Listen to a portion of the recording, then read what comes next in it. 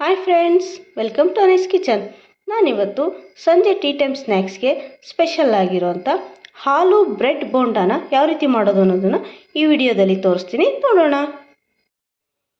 ನಾನೀಗ ಬ್ರೆಡ್ ಆಲೂ ಬೋಂಡಕ್ಕೆ ಸ್ಟಫಿಂಗಿಗೆ ಪಲ್ಯನ ರೆಡಿ ಮಾಡ್ಕೊಳ್ತಿದ್ದೀನಿ. ಮೊದಲನೇದಾಗಿ ಬಾಣಲಿಗೆ ಎಣ್ಣೆ ಬಿಟ್ಕೊಂಡು ಈಗ ಗ್ಯಾಸನ್ನು ಹಚ್ಚಿಟ್ಕೊಳ್ತಿದ್ದೀನಿ. ಸ್ವಲ್ಪ ಎಣ್ಣೆ ಬಿಸಿಯಾಗಲಿ. ಎಣ್ಣೆ ಕಾದಿದೆ. ಈಗ ಇದಕ್ಕೆ ನಾನು ಸಾಸಿವೆನ ಸೇರಿಸ್ಕೊಳ್ತಿದ್ದೀನಿ.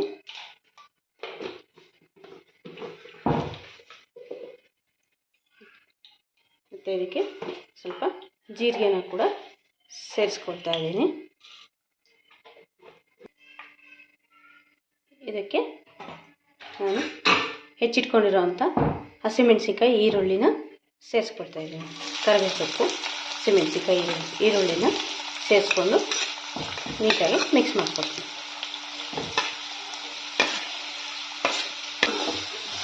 ನೀಟಾಗಿ ಈರುಳ್ಳಿ ಚೆನ್ನಾಗಿ ಫ್ರೈ ಆಗೋ ರೀತಿ ಹುರ್ಕೊಳ್ಳೋಣ.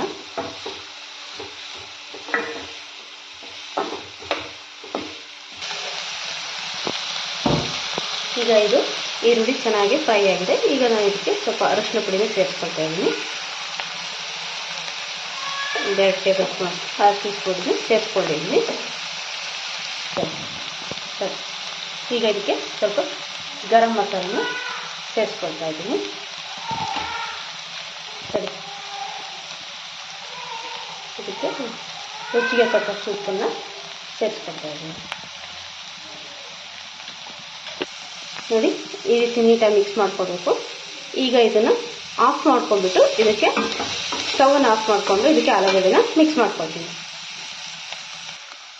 ಸ್ಮ್ಯಾಶ್ ಮಾಡ್ಕೊಂಡಿರೋ ಆಲೂಗಡ್ಡೆನ ಸೇರಿಸ್ಕೊಳ್ತಾ ಇದ್ದೀನಿ. ಬೇಯಿಸ್ಕೊಂಡ್ಬಿಟ್ಟು ಸ್ಮ್ಯಾಶ್ ಮಾಡಿ ರೆಡಿ ಇಟ್ಕೊಂಡಿದ್ದೀನಿ ನಾನು. ಈಗ ಇದಕ್ಕೆ ಹಾಕ್ಕೊಂಡು ನೀಟಾಗಿ ಮಿಕ್ಸ್ ಮಾಡ್ಕೊಳ್ಳೋಣ.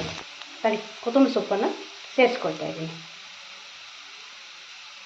ಸಣ್ಣದಾಗಿ ಹೆಚ್ಚಿಟ್ಕೊಂಡಿರೋಂಥ ಕೊತ್ತಂಬರಿ ಸೊಪ್ಪನ್ನು ಈಗ ಸೇರಿಸ್ಕೊಂಡಿದ್ದೀನಿ. ಇದಷ್ಟೊಂದು ನೀಟಾಗಿ ಮಿಕ್ಸ್ ಮಾಡ್ಕೊಳ್ಳೋಣ. ನೋಡಿ, ನಾನು ಈ ರೀತಿ ಸ್ಟಫಿಂಗನ್ನು ಚಿಕ್ಕದಾಗಿ ಉಂಡೆ ಮಾಡಿ ಎತ್ತಿಟ್ಕೊಳ್ತಾ ಇದ್ದೀನಿ.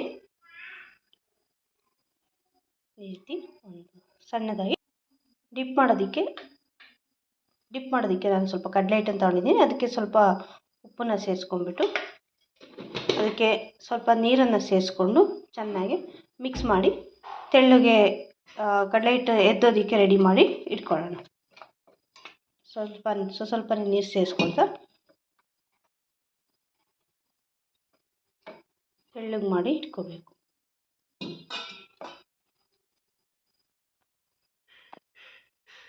ಈಗ ಇದಕ್ಕೆ ನಾನು ಸ್ವಲ್ಪ ಖಾರದ ಪುಡಿನ ಸೇರಿಸ್ಕೊಳ್ತಾ ಇದ್ದೀನಿ. ನಾವು ಈಗ ಆಲ್ರೆಡಿ ಸ್ಟಫಿಂಗಲ್ಲಿ ನಾನು ಮೆಣಸಿನ್ಕಾಯಿನ ಯೂಸ್ ಮಾಡಿದ್ದೀನಿ, ಆದರೂ ಸ್ವಲ್ಪ ಖಾರ ಬೇಕಾಗುತ್ತೆ ಬ್ರೆಡ್ ಬಳಸೋದ್ರಿಂದ. ಸೊ ಅದಕ್ಕೆ ನಾನು ಇನ್ನು ಸ್ವಲ್ಪ ಖಾರದ ಪುಡಿನ ಸೇರಿಸ್ಕೊಂಡು ಮಿಕ್ಸ್ ಮಾಡ್ಕೊಳ್ತಾ ಇದ್ದೀನಿ. ನೋಡಿ, ಬ್ಯಾಟರ್ ಈ ಕನ್ಸಿಸ್ಟೆನ್ಸಿಗೆ ಇರಬೇಕು. ಅದು ಬ್ರೆಡ್ಡಿಗೆ ನೀಟಾಗಿ ಸುತ್ತಲೂ ಕವರ್ ಆಗಬೇಕಲ್ಲ. ಸೊ ಬ್ಯಾಟರನ್ನು ರೆಡಿ ಮಾಡಿ ಇಟ್ಕೊಂಡಿದ್ದೀನಿ. ಈ ರೀತಿ ನೀಟಾಗಿ ಕಲಿಸ್ಬಿಟ್ಟು ಮಿಕ್ಸ್ ಮಾಡಿ ಇಟ್ಕೋಬೇಕು. ಈಗ ನಾನು ಎಣ್ಣೆನ ಈ ಕಡೆ ಕಾಯೋದಕ್ಕೆ ಇಟ್ಕೊಂಡಿದ್ದೀನಿ.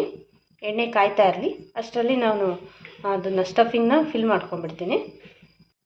ಈಗ ನಾನು ಬ್ರೆಡನ್ನು ಸ್ವಲ್ಪ ಮಟ್ಟಿಗೆ ನೀರಲ್ಲಿ ಎದ್ಬಿಟ್ಟು ಲೈಟಾಗಿ, ಪೂರ್ತಿ ಡಿಪ್ ಮಾಡ್ಕೋಬೇಡಿ, ಅದು ಪೂರ್ತಿ ಮೆತ್ತಗಾಗುತ್ತೆ.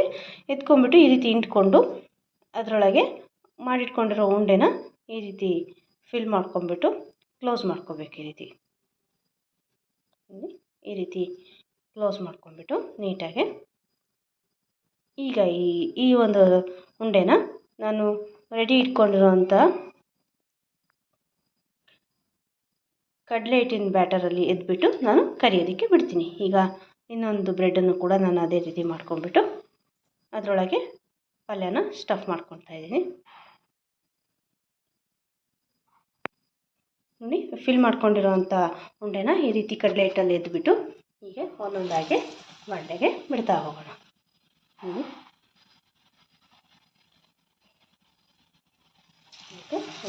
ಬಿಡ್ತಾ ಹೋಗೋಣ. ನೋಡಿ, ಈ ರೀತಿಯಾಗಿ ತಿರುಗಿಸ್ಕೊಳ್ತಾ ಅದು ಗೋಲ್ಡನ್ ಬ್ರೌನ್ ಕಲರ್ ಬರೋವರೆಗೂ ನೀಟಾಗಿ ಕರಿಬೇಕು.